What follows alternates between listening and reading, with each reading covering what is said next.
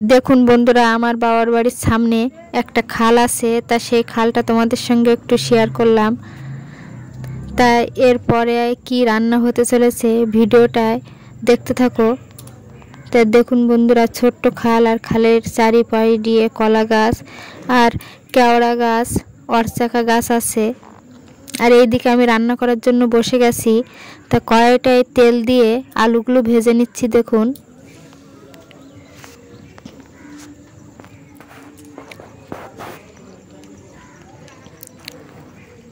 তা আলুগুলো আমি লাল লাল করে ভেজে নিয়েছি, এবার তুলে নিচ্ছি। আর এইদিকে ওই তেলেই দিয়ে দিচ্ছি সব রকম মশলা, পেঁয়াজ, আদা, রসুন, লঙ্কা আর টমেটো কুচি দিয়ে সুন্দর করে কষে নেব লাল লাল করে।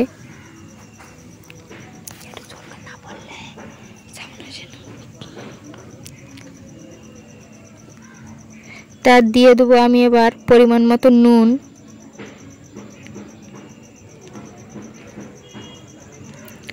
আর মশলার সঙ্গে আগে নুনটা ব্যবহার করবে, তাহলে মশলাটা সুন্দরভাবে গলে যাবে। আর দিয়ে দিচ্ছি পরিমাণ মতন হলুদ। তা নুন হলুদ দিয়ে মশলাটাকে আমি সুন্দর করে লাল লাল করে কষিয়ে নিচ্ছি। দেখুন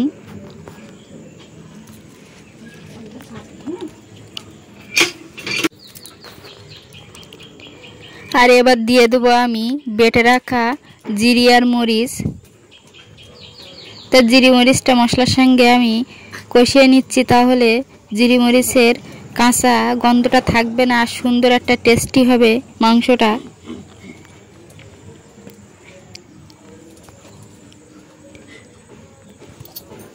তা কষানোর সময় তোমরা জিরি মরিচটা দিয়ে কষে নিয়ে মাংস রান্না করবে, দেখবে সে মাংস খেতে কত টেস্টি হয়।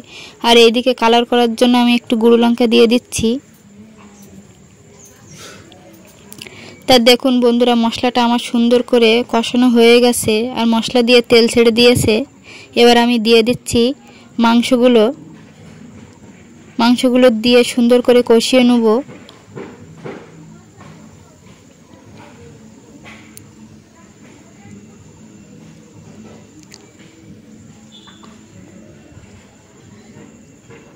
তা দেখুন বন্ধুরা, মাংসটা আমার সুন্দর করে কষানো হয়ে গেছে। এবার আমি দিয়ে দিচ্ছি পরিমাণ মতন জল। তা জল দিয়ে আমার ফোটানো হয়ে গেছে। এবার আমি দিয়ে দিচ্ছি গরম মশলা। গরম মশলা দিলে রেডি হয়ে যাবে মাংস।